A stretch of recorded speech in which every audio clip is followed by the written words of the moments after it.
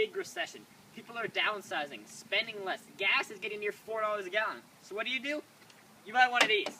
We have a 2004 Lincoln Navigator Ultimate, and this thing has nothing to do with downsize or being small. It has to do with big status, big car, and big expenses. So we start with this big image by looking at these lights. We have these big HID lights, and they are huge. This big, imposing grille. This is what a true SUV is. It's not some little crossover. This is a real truck. And a real truck needs a real engine. So we have a 5.4-liter V8. Now, this is a very high displacement. If you look at our power, it's not quite impressive. Look at that, 300 horsepower and 350 pound-feet torque. It's nice that we have that torque number quite a lot higher than the horsepower. But as you drive it, you notice that torque cuts out pretty early, and I'll talk about that later when we drive it. Now, one thing that's not big about this car is your gas mileage.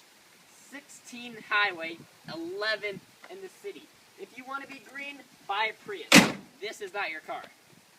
Alright, so before we get in the car, I want to talk about a cool way of how to actually get in, and that's with these 5 buttons right here. Now, this car, as many Ford vehicles do, uses a code to be able to get in the car. That's a very convenient feature for many reasons. Well, first off, you don't have to waste your key fob batteries. Those batteries die eventually, and then, you have to use your key, and that looks pretty lame if you go in there and use your key to open the car. Well, another thing, let's say you take your keys, and you accidentally have them locked in the car, and now, oh no, there's my keys. Well, if you have a GM car, you can call OnStar. But let's face it, that takes about a good 5 minutes to do, and you have to enter all your information, and that just gets hassling. If here, you just enter a simple code, and just like that, you got your keys. Now, this can also be useful if you're going places. Let's say you want to go to the gym, you're going to the pool. You don't want to take your keys with you. You just leave them in the car, hide them somewhere, lock your car, no problem. Another scenario, let's say you're in your house, you're taking out the trash, you walk all the way to the street, and as you walk back, you're like, oh, I forgot something in my car. I have to walk all the way, get my keys, and come back here. You can just type in a simple code. This is super convenient and very safe. Now, another cool thing as far as getting in the car, as you guys may have noticed, are these power running boards. They simply pop out as soon as the door opens and go in as soon as the door closes. This is very useful because, they're nicely hidden away so you don't see them. But if you need to get in the car, and this is a big car, they definitely help with your ease of access. It's a really cool feature. One thing to notice, though, is that there's no time delay on them.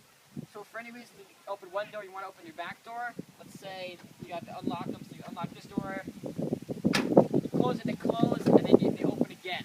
Now this may not seem like a bad thing, but the way I see it, the more something can be used, the more chance it has for breaking. Lincoln has addressed this issue in all the newer Navigators. There is about a 5-second time delay. Alright, as soon as we step inside the car, it's very nice inside here. It's extremely roomy. Of course, that's because of that big thing that I mentioned. Now, I gotta say, the sitting position, it reminds me very much of a Range Rover. You sit very much on top of the car, which is a feeling that many SUV owners like, and that's sometimes the reason they buy it. And remember, back then, Ford actually owned Land Rover, and maybe that's where this car got the characteristic from. Now, the design is extremely nice. It looks very expensive, and I think it's aged very well. We almost have a 3-tone look inside here. We have this gray material here, and generally I don't like gray inside cars, but it's a very darkish gray, and it looks quite nice.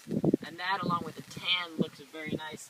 Then we have this big piece of wood, and it's actually real wood, and it goes along the entire car, even to the back.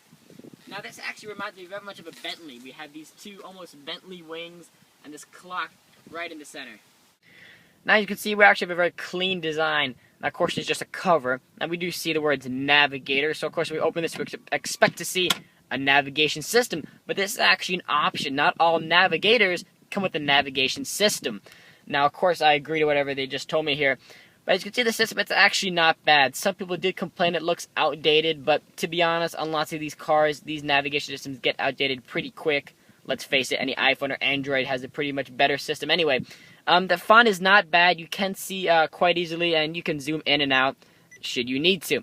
Now, as far as making a destination, it's not bad. We have these 4 main buttons here, which are kind of your sub-menus for your audio, your map, your destination, and your menu. And the rest is all handled by touch. So if you want to enter an address, simply push address, we can enter our number. Now, it is a touch screen, but do keep in mind that just touching the screen itself doesn't do anything. As you can see, no house number is getting inputted. You really have to touch and push. Almost like it's one gigantic button. So we're going to cancel that because we don't need to do that. Now if we go to audio here, we have a THX branded audio system. It's not a bad system. It definitely fills in the cabin. Your sources are AM, as we have here, FM, and as your CD, you actually have a 6-disc CD changer right back there. Alright, then we get seated back here, and it's very comfortable. In fact, it's very similar to the front. We have the same nice tri-design here. The seats are very comfortable. Now the front seats are actually heated and cooled. The rear seats aren't, but it's all perforated leather, and it's very, very comfy. Now you may notice one thing is, despite not having a bench here, there's no center walk-through. So if you want to get in the very back row, you're going to have to fold these seats down, which is maybe a little bit of an inconvenience, but you do get this very convenient center box here. One thing it adds 2 nice cup holders and a storage bin on it right here. One thing actually we found interesting is this car has 9 cup holders, despite only being a 7-seater. Now, it can be up to an 8-seater if you get a bench here, but still, I guess they really wanted to make sure you had plenty of cup holders. Now, this box in here is what I really like. It's the same size as the box in front, and it is very big. Here I have my 13-inch MacBook Pro, and it actually fits with room to spare, just like that. So you have lots of storage. Alright, so like I mentioned, because we have this nice convenient center box, to get in the back you actually have to fold the seats down, but it's quite simple. There's just 2 steps. You pull this one handle here. Now if you want to, you could climb over the seats, but you don't really want to climb over them. And there's one handle in the back.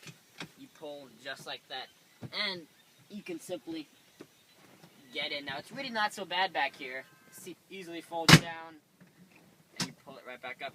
Now I'm not that tall, and I gotta be honest, I have a little bit less knee room, and my head, it does actually hit the top.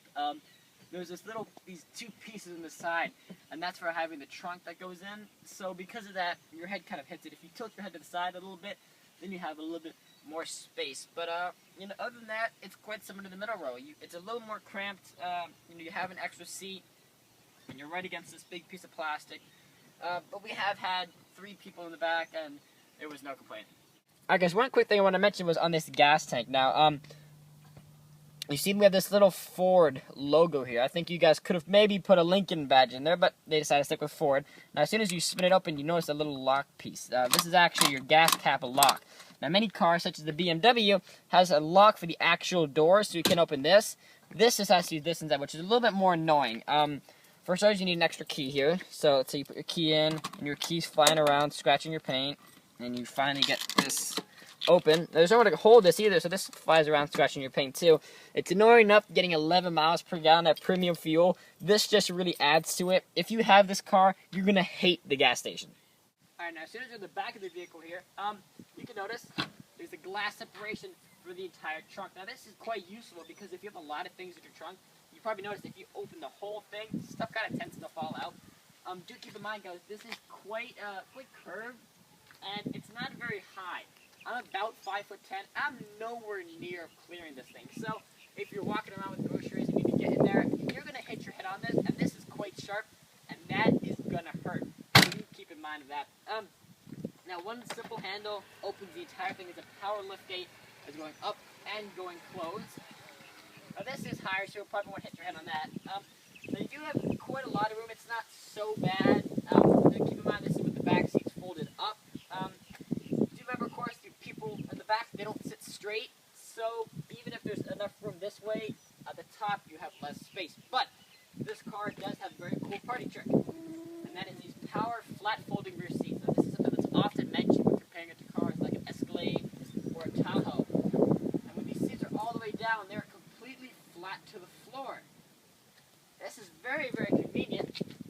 As you can see now, you have plenty of space. And even if you need to, let's say, just put one up or just 2 of them, you can do that separately as well. So as a 5-seater, it's not too bad. Now keep in mind, if you have a bench, you're going to have a 5-seater, and this is going to be your extra 6-seat. And your room here is still not too bad. Now one final thing I want to mention, I did say this is a power lift gate, opening and closing. But as you can probably see, there's no buttons here to close the trunk. On the Escalade, there's a button right here. On the BMW, there's a button right here as well. So all you really do is pull it, and you hear that noise, like, no, that's a power, not supposed to pull noise, and then it finishes the close for you. It's a little unintuitive, but that's what you're stuck with. Alright guys, so now we've talked about the car. Now it is time to go for a drive. Alright, now guys, real quick, I do want to mention, I want to just hear for this noise you're going to hear after all this beeping stops. That was your parking brake. Your parking brake automatically disengages whenever you put it in gear, and that's with reverse or drive, so you never have to worry about driving with the parking brake on. Alright guys, and we are off! So, you know, as soon as you drive it, you do notice, some things. First off, that turn signal sounds a little funny. As you start to accelerate, I did mention that 350 pound-feet of torque is quite impressive, but, like I also said, it cuts out pretty soon. So really, when you go, initial acceleration's not bad. You think, okay, that's alright, you know, it's fine. This is a very, very heavy car, so that's just what happens. But as soon as you get past around 3,000 RPM, it really starts to die out. The torque just starts to disappear, and the horsepower, 300 horsepower, is not that much. This car has always had an underrated, as far as the engine goes, it always had an underrated image to it. The Escalade has always had more power. The Escalade puts out over 400 horsepower, so that's quite a lot more. And this engine they've actually stuck with through the entire Navigator range through all the years, so they still have the same engine even in the 2012 models. So it still has that same kind of underrated performance to it. It's not that we're looking, you know, for a quick performance sport car, but if you're towing a trailer, this could get kind of, you know, if right now around town it's okay, you know, not towing anything. But if you're doing a big horse trailer, you know, something like a horse trailer, those things are really heavy. That's where it could get a little bit tricky. But the engine itself is not bad. I did mention earlier 11 miles per gallon. That is what, of course, the EPA gives it right. Here's the turn signal. You hear that? It sounds bland. It's a turn signal, I get it, but it's just, I don't know, there's something I don't really like about it. Now, this 11 miles per gallon does sound really bad, and I gotta be honest, if you drive very aggressively, if you're very hard on your initial accelerations. There's some weird faces on the stick, like a weird facial sticker of these politicians. Anyway, getting started. This is not a driving vlog, this is a review, I gotta be serious. So if you really do drive pretty aggressively, you can get single-digit numbers, which is really bad. I think if you have something like maybe a Jeep SRT8 or a Porsche Cayenne Turbo and X5M, big performance SUVs, if you get 9 miles per gallon, you know, okay, that's fine. So here we see real quick, I can show you guys this initial jump, I mean, it's not bad. So, police officer in front of us, be careful. But, see, it's just, doesn't seem to really want it. This is a car you keep the revs quite low on. But, like I said, if you have aggressively like that, you're gonna, it looks like it really strains the engine. It could just be the engine doesn't like that. It's a weird thing when you drive a car, you can tell how an engine behaves. On the Porsche Boxer I have, for instance, it really loves to be revved. You really can tell when it's at 4,000 or 5,000 RPM, it just loves that. This car is the complete opposite. This car, you want to take it easy, and you should, because that's going to help your MPGs. So, like I mentioned, if you have something, a really cool performance SUV like a Porsche Cayenne Turbo, if I get 9 miles per gallon, I'm okay with that because I get really good acceleration, really good power out of it.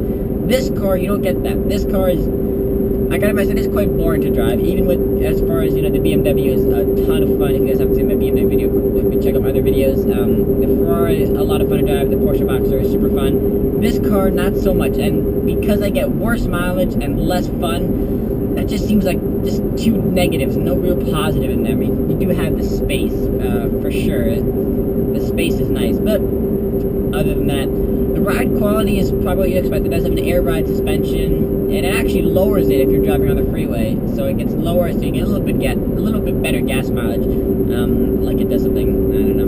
Right now I'm getting 13.7, and that is in the city, so I'm getting a little higher than rating, almost 14, which, you know, for a big SUV, it's kind of limited. You know, we have this Equinox right here, and you guys might see it on the side passing. And that is really a crossover. That's what people are calling SUVs now, but that's really a crossover. Those will get the better mileage. This is a real SUV, a big, heavy, gigantic V8 SUV, and they do guzzle gas. That's what we gotta remember, that cars now are getting a lot more efficient. This car isn't really all about the efficiency, but I'm thinking if you buy something this big, you're not big on the whole green part to begin with, so you might not really notice. But, as far as the ride, like I mentioned, the ride is very nice. It's very comfortable in here. I mentioned here we have heated and cooled seats right now. It's quite a hot day. In fact, again, I have my phone here ringing, and it seems that in all my videos, my phone tends to ring. Right now, it's 85 degrees out, so having a nice air condition, it's quite nice and cool in here. I do like it. It's a nice car to drive. It's, like I mentioned, a little more bland, but overall, it's not bad. And compared to some other SUVs I've been in, this is actually quite nice. So, you know, daily driving, really not an issue at all. Easily do that, something like this. You do, of course, keep in mind it's a very big car, so getting in parking spots can be tight, and that's a little, you know, your visibility actually is quite good. There's no real blind spots here. All the pillars are quite narrow, so the visibility is not bad. There is no backup camera despite having a navigation system. You do have rear parking sensors. However, I do want you guys keep in mind about 60% of the time, those parking sensors say check park assist and don't work. So if you're someone who really needs parking sensors or something because you're terrible at, you know, backing up and getting into spaces, this is probably not a good car for you to have. On the other hand, I always say if you need a sensor to tell you where you are, if you need an assistance to keep you in lane, you really shouldn't be driving. I mean, that's just an assistance, yes, but you really are the driver. Do you really need to have those things? It should be more on you. But anyway, this does have that check park assist. Like I said, it happens a lot of times. It could just be an isolated slip from this car, maybe having some issue with it. It does work occasionally, so it's not like it doesn't work at all, but it just works every now and then. Other than that, that's just about all I have to say for this. It's like I said, overall, it's a great car. We do use it quite a lot, as the BMW doesn't have so much space, and the Boxster has very minimal space. But that's just about it, guys. I'm going to end this a little bit more like in more of my vlogs. Thank you very much for watching, guys. I know I told you I was going to do this review a long time ago, and I finally did it now. And I hope you guys enjoyed it. I tried to do a little bit of a review, not so much of going over the whole car and, you know, like I'm selling it. So hopefully you guys enjoyed it. I think it was pretty good. I think it was fun to make, and hopefully you guys enjoy it. If you did, please hit that like button. There's a subscribe button up here. You guys can push that to find out more videos of me. Of course, I have a Facebook page as well. You guys can keep up to date with facebook.com/TheCarVlogger. The same as my channel name. I have a ton of other videos, some other car reviews, lots of driving vlogs, and I talk about car news as well. So definitely make sure to check out the other videos on my channel. Thank you very much, guys, for watching. And of course, I will see you next week.